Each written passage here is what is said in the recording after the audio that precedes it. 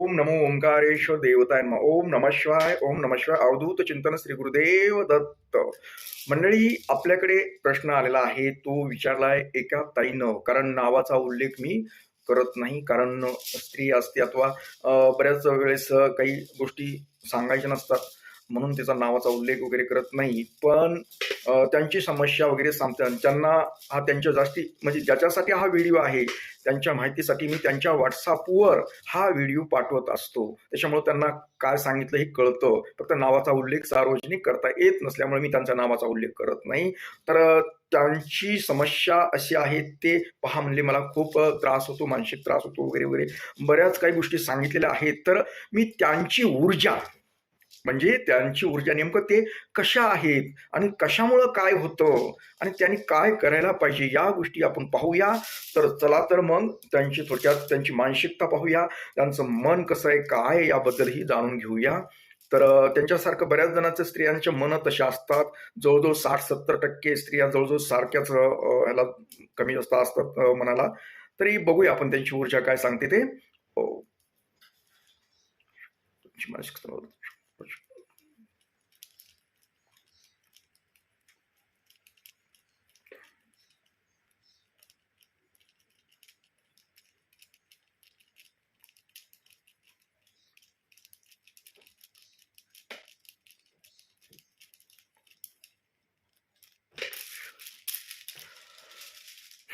तर मंडळी, या ताईची ऊर्जा अशी सांगते की ताईचं मन, ताई तुम्ही सुद्धा हा व्हिडिओ तुमच्याकडे तुमच्या व्हॉट्सअपला जाईल, तो पहा तुम्ही अवश्य, तुमच्यासाठी बोलतोय मी.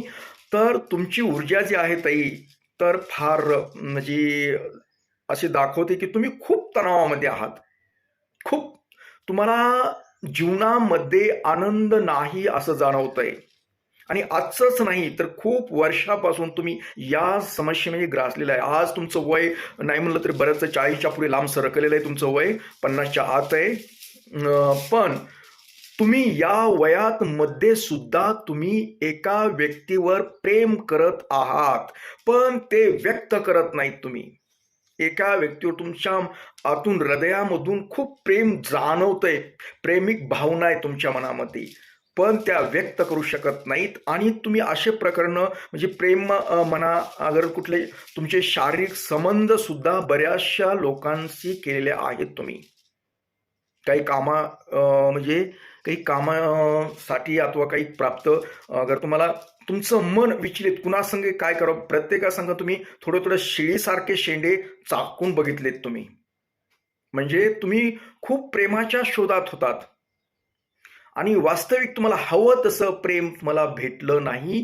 जवळजवळ बऱ्याचशा लोकांनी तुमचा विश्वासघात केलेला आहे. तुम्ही सरळ मोकळ्या मनानं समजा त्याच्यावर बोलत गेलात, प्रेम कर असं व्यक्त केलं, पण प्रत्येकानं स्वतःचा म्हणजे हेतू साध्य केला. त्यांनी फक्त तुमचं शरीर भोगण्यासाठी तसं दाखवलं प्रेम असल्याचं, पण ते प्रेम करत नव्हते आणि ह्याची जाणीव तुम्हाला झालेली आहे. आलं लक्षात तुमच्या? तर त्याची जाणीव तुम्हाला झाली आणि ते फसवणूक झाल्यामुळे तुम्ही त्याच्यामुळे तणावामध्ये आहात. तुम्ही खरं प्रेम प्रत्येकाच्या जीवनामध्ये ताई प्रेम एक व्यक्ती करत असते, जवळजवळ सगळ्यांनाच मिळतं, पण ते शोधता येत नाही अथवा आपल्याला सापडत नाही. आपल्या जवळचं प्रेम करणाऱ्या व्यक्तीविषयी आपल्या भावना समजा त्याला जाणीव करून देता येत नाही. या गोष्टी झालेल्या आहेत. आणि तुमच्या बाबतीत सुद्धा खरं प्रेम तुम्हाला एक व्यक्ती तुम्हाला म्हणजे तुमच्यावर खूप प्रेम करणारी व्यक्ती होती, पण त्याची सुद्धा तुम्हाला त्या जाणीव झालेली नाही. म्हणजे जाणीव म्हणजे त्या व्यक्तीने तुम्हाला कळलं ही प्रेम करती, हां, कळलं नाही असं नाही, तुम्हाला ते कळलं ही आपल्यावर प्रेम करती, परंतु तुमच्या समोर तुम्ही समजा काय म्हणतो आपण, तुम्ही समजा तुमच्या समोर दुसरे काही ऑप्शन होते, थोडक्यात दुसरे काही तुम्ही दुसऱ्याशी काही संबंध ठेवल्यामुळे तुम्हाला ते जवळचे अगर ते फार महत्वाचे वाटू लागले होते. त्याच्यामुळे जी खरी प्रेम करणारी व्यक्ती आहे तिला तुम्ही दूर केलं. दूर केलं म्हणजे जी तुमच्यावर मनापासून जीवापाड प्रेम करणाऱ्या व्यक्तीला तुम्ही दुर्लक्ष केलं आणि तुम्ही पळत्याच्या पाठी लागलेला आहात. लागला आहात आता, आणि ते पळतेच्या पाठी लागल्यामुळे त्या लोकांचं तुमच्यावर प्रेम वगैरे काही नव्हतं. त्यांना तुमचा फक्त उपभोग घ्यायचा होता. लक्षात आहे तुमच्या? त्यांना तुमचं फक्त शरीर सुख पाहिजे होतं, आणि ते तुम्हाला आता लक्षात आलं की त्यांनी फक्त आपल्या शरीराचा उपभोग घेतलेला आहे, पण खरं प्रेम त्यांचं नव्हतं. आणि आता ते समजा लोक आहेत, ते तुम्हाला त्यांचं खरं स्वरूप आहे ते तुम्हाला दिसलं, आणि आता तुम्ही प्रेमाला मुकला आहात. आणि आता तुम्ही एवढे जपून वागायला प्रयत्न करायला की खरं प्रेम करायला त्या व्यक्तीकडे सुद्धा तुम्ही व्यक्त करत नाही. त्याच्यामुळे तुम्ही मानसिक तणावामध्ये आहात. येतं का तुमच्या लक्षात? दुसरं काही नाही, तुमचं मन लागत नाही. रात्रना दिवस तुम्हाला सांगतो, तुमच्या मनामध्ये तोच विचार असतंय त्या व्यक्तीविषयी. तुम्ही म्हणतात, तुमच्या मनाला म्हणतात की आपल्याकडून काहीतरी चुकलंय, आणि खरंच ताई तुमच्याकडून खूप काही चुकलंय, कारण तुम्ही खरं प्रेम ओळखलं नाही आणि आता फसून गेलात. आता त्या व्यक्तीकडे तुम्हाला कुठल्या तोंडाने आपण ते प्रेम व्यक्त करायची सुद्धा तुमच्यामध्ये हिंमत नाही. कसं करू? हृदयामध्ये त्या व्यक्तीविषयी आता जाणीव होईल की ह्या व्यक्ती आपल्यावर खूप प्रेम करत होता, खूप प्रेम करत होता, परंतु आपण ते लक्ष दिलं नाही. आपण पळत्याच्या पाठी लागलो. आपल्याला प्रतिष्ठा हवी होती, पैसा हवा होता, तुम्हाला फार जवळचं, तुम्हाला जीवनात सांभाळीन पुढे भविष्य. तुम्ही तसं बघितलं की मला जीवनभर साथ देईल. ज्या व्यक्तीवर तुम्ही एका व्यक्तीवर असा भरवसा ठेवला की जीवनभर साथ देईल ते आपल्याला, पण त्यानं लवकरच तुमची साथ सोडली. तुम्हाला बरेचशा काही स्वप्न दाखवले होते, आपण पुढे असं करूया, जीवनात पगार पुढे असं, मी तुला सोडणार नाही, असे काही तुमचे वचनं वगैरे झाले होते, पण ते वचनं ती व्यक्ती निभवू शकली नाही. त्यात तुमचा स्वभाव आलेला आहे. तुमचा स्वभाव जे आहे तर फार विचित्र स्वभाव आहे. म्हणजे तुमची ऊर्जा जी आहे ना, फार विचित्र. तुम्ही विश्वास ठेवत नाहीत. आणि एक नेम असतो की विश्वास कोणावर तरी ठेवावा लागतो.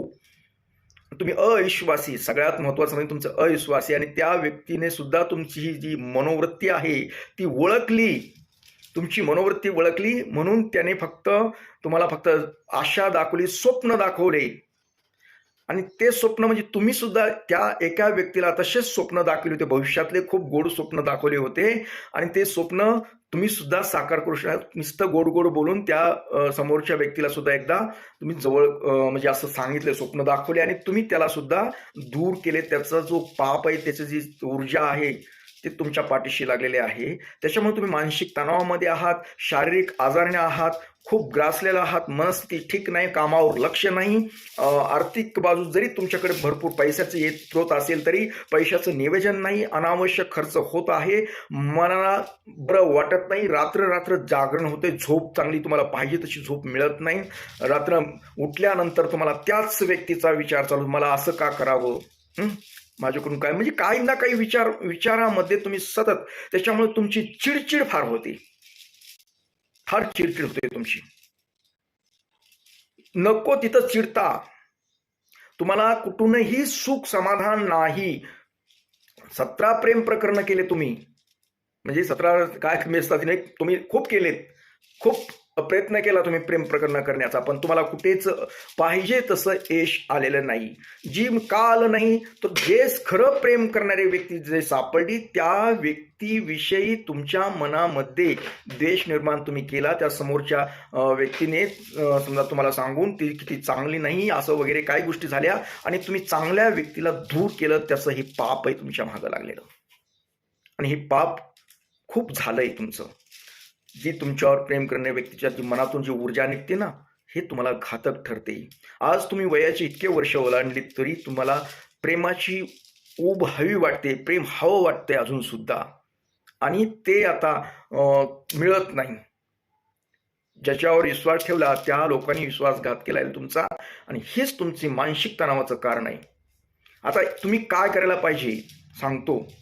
तुम्ही काय करायला पाहिजे, आता तुम्हाला समजा पोळलंय,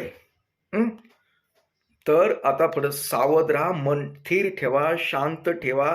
ज्याच्यावर तुमचं प्रेम अजूनही आहे, ज्याला तुम्ही दूर केलेलं आहे, त्या व्यक्तीशी संबंध व्यवस्थित ठेवा. आज तुमच्या मनामध्ये कसं मी आता कुठल्या तोंडानं जाऊ, अगं कुठल्या तोंडानं मी बोलू, असं तुम्हाला भीती, जी भीती काढून टाका. जोपर्यंत भीती काढत नाही तोपर्यंत तुम्ही आशेत राहणं. असं होत होत तुम्ही एका दिवशी चक्रम होता, वेडे होता, मानसिक रुग्ण होता, वेड्यावनी फिरता, माझ्या जीवनाचं काही खरं नाही असं तुम्हाला वाटेल आणि तुम्ही सगळं सोडून कुठेही भटकत फिरताल. एवढी खराब परिस्थिती दाखवते. आणि वाटल्यास हा व्हिडिओ तुम्ही तुमच्या ह्याच्यामध्ये सेव्ह करून ठेवा. मी जी काय तुमच्याबद्दल भविष्य सांगितलंय ते लक्षात घ्या. एक दिवस तुम्ही जर समजा नाही बदल केला, जी मनातल्या गोष्टी मनातच ठेवल्या तुम्ही अशा, तर एका दिवशी तुम्ही जर व्यक्त करू शकत नाही ना तुमच्या मनातल्या गोष्टी, तर एका दिवशी तुम्ही वेडे होणार, 100% वेडे होणार.